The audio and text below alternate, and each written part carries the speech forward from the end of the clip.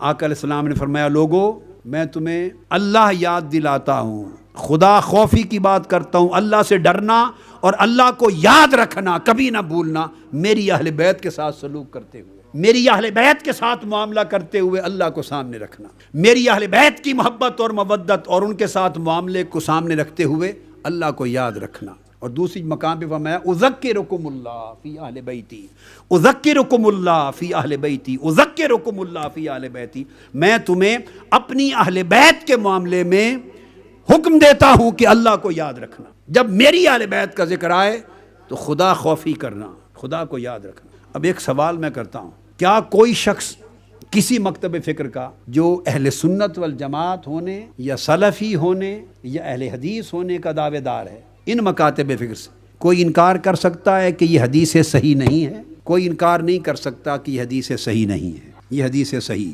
دوسری بات، کیا کوئی کہہ سکتا ہے کہ صحیح مسلم میں نہیں ہے؟ نہیں کہہ سکتا۔ صحیح مسلم حدیث نمبر 2408 مناقب اہل بیت میں یہ حدیث۔ تیسری چیز اب جو بڑی امپورٹنٹ ہے وہ یہ، مسلمان کا عقیدہ امام حسین کی اہل بیت اطہار کے نفوس قدسیہ کی بات نہیں کر رہا، حضور علیہ السلام پر تو ہے نا۔ کوئی ذکر حسین کا اگر منکر بنتا ہے، مودت اہل بیت کی بات کو اہم نہیں جانتا، محبت اہل بیت کے معاملے میں اس کی ifs اور بٹس ہیں، ایک طرف رکھیں۔ آقا علیہ الصلوۃ والسلام کی انٹیگریٹی پر، حضور کے ذات پر ایمان تو کامل ہے۔ آقا علیہ السلام جب صحابہ کرام کے اجتماع میں، اب بات تو وہاں کرتے تھے، سامنے سامعین تو صحابہ ہوتے تھے نا، مگر پہنچاتے کس کو تھے؟ پوری امت کو پہنچاتے تھے، اور قیامت تک کی امت کے لیے۔ یہ جو قیامت تک کی امت کے لیے فرما رہے ہیں کہ میں تمہیں نصیحت کرتا ہوں کہ میری اہل بیت کے معاملے میں خدا سے خوف کرنا، آپ کیا اس کو اقربا پروری کہیں گے؟ ایک سیکنڈ کے لیے خیال ذہن میں لائے آپ کافر ہو گئے۔ حضور کی شان میں گستاخی ہے یہ کہ کوئی حضور کے کسی حکم اور عمل کو اقربا پروری سے معاذ اللہ منسوب کرے۔ آقا علیہ السلام کی زبان پاک سے نکلا ہوا ہر لفظ اور ہر حکم ایمان ہے، اور اس کا انکار کفر ہے۔ تو جب آقا علیہ السلام اہمیت دے کے 3 مرتبہ ریپیٹ کر کے امت کو فرما رہے ہیں کہ میری اذکرکم، میں تمہیں یاد کراتا ہوں، نہ بھولنا خدا کو جب میری اہل بیت کے ساتھ معاملے کا وقت آئے۔ جب یہ ارشاد فرما رہے ہیں بار بار، تو آپ اس کا معنی کیا لیتے ہیں؟ آقا علیہ السلام کا منشا کیا تھا؟ تو آقا علیہ السلام اپنی اہل بیت کے ساتھ محبت اور مودت کا منشا دے رہے ہیں، خدا کو نہ بھولنا میری اہل بیت کے معاملے میں۔ آقا علیہ السلام نے فرمایا لوگو میں تم میں 2 بھاری چیزیں، یعنی بڑی وزنی چیزیں تم میں چھوڑے جا رہا ہوں، یعنی ان چیزوں میں بڑا عظیم وزن ہے۔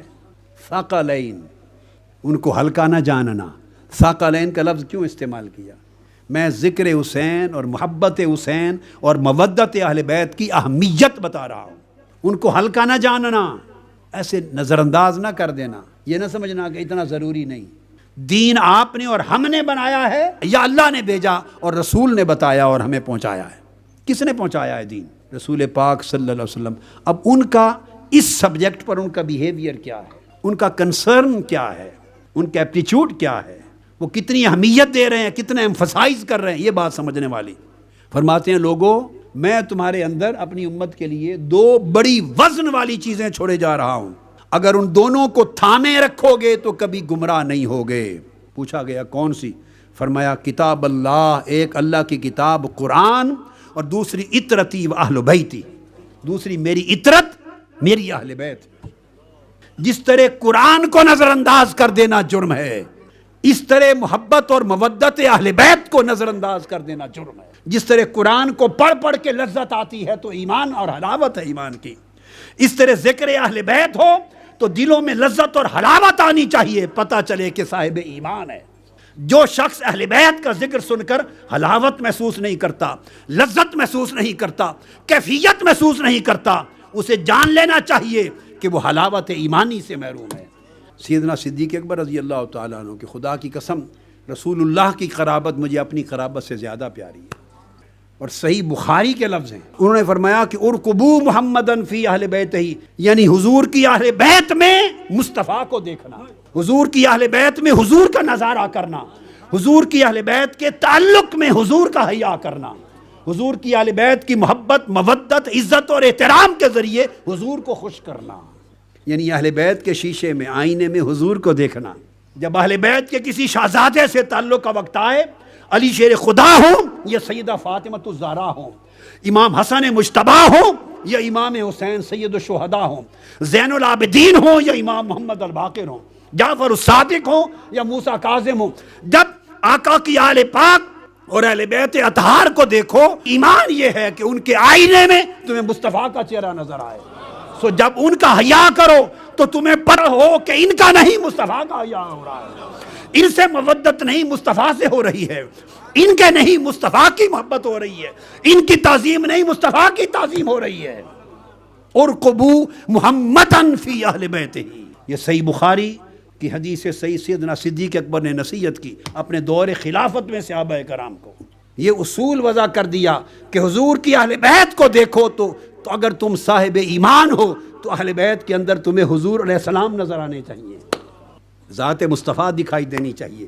اہل بیت ایک آئینہ ہے، اس آئینے میں چہرہ مصطفیٰ دکھائی دے، اس لیے ان سے محبت حضور سے محبت ہے. اب یہ عقیدہ اہل سنت ہے. اب اگر ارقبوا محمدًا فی اہل بیتہ کی روش نہیں تو آپ کا تعلق صدیق اکبر رضی اللہ تعالیٰ عنہ کے ساتھ بھی کوئی نہیں، اور جو سیدنا صدیق اکبر کا نہیں وہ کہاں کا اہل سنت ہے؟ وہ خارجی ہے، بے ایمان. جسے حکم رسول کا حیا نہیں وہ کہاں کا اہل سنت ہے؟ تمام صحابہ کرام کا، سیدنا فاروق اعظم کا عمل بھی یہی تھا، سیدنا صدیق اکبر کا، سیدنا فاروق اعظم کا، سیدنا عبداللہ ابن عمر کا، جمیع صحابہ کرام کا. حضرت عمر بن عبدالعزیز رضی اللہ تعالیٰ عنہ، ان کا طریقہ تھا، امام حسن مجتبیٰ کے پوتے تھے. امام حسن مجتبیٰ کے پوتے، ان کا نام تھا امام عبداللہ الکامل. حضرت عبداللہ بن الحسن المثنى بن الامام حسن المجتبیٰ، سیدنا امام حسن کے صاحبزادے، ان کا نام پھر حسن تھا، حسن المثنى کہتے ہیں. پھر ان کے صاحبزادے یعنی امام حسن مجتبیٰ کے پوتے حضرت عبداللہ، امام عبداللہ الکامل، وہ خود روایت کرتے. امام عبداللہ بن الحسن المثنى خود روایت فرماتے ہیں، اور یہ امام طبرانی نے مسند الکبیر میں اس کو روایت کیا ہے، اور امام ہیثمی نے مجمع الزوائد میں روایت کیا اور فرمایا رجالہ رجال الصحیح، یہ واقعہ جو آ رہا ہے. اور امام حاکم نے مستدرک میں روایت کر کے اس کی تصحیح کی کہ یہ حدیث صحیح ہے. علامہ ذہبی نے اس کی تائید کی، صحیح ہے. حافظ ابن حجر عسقلانی نے الاصابہ فی تمجیز الصحابہ نے بیان کیا. الغرض اسی طرح امام بہقی نے مدخل میں بے شمار کتب میں وہ روایت کرتے ہیں کہ مجھے کوئی کام تھا، چھوٹے تھے اس وقت، عمر نوجوانی تھی، نوجوانی کی عمر، کوئی کام تھا تو خلیفہ تھے عمر بن عبدالعزیز رضی اللہ تعالیٰ عنہ، جن کو خلیفہ خامس بھی کہتے ہیں.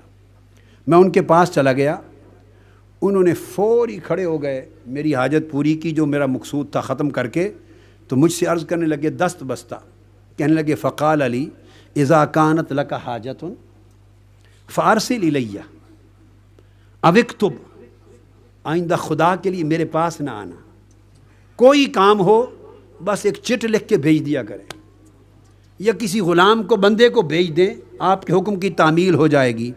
فإنی استحیی من اللہ ان یراک علی بابی، مجھے حیا آتا ہے کہ خدا کو کیا منہ دکھاؤں گا قیامت کے دن کہ اگر آپ چل کے میرے دروازے پر آئے.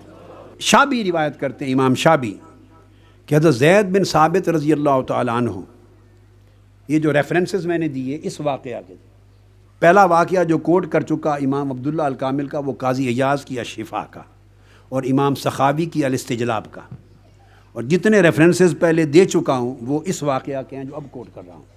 امام شابی روایت کرتے ہیں کہ حضرت زید بن ثابت رضی اللہ تعالیٰ عنہ کی والدہ کا انتقال ہوا، اور ان کا جنازہ پڑھا گیا.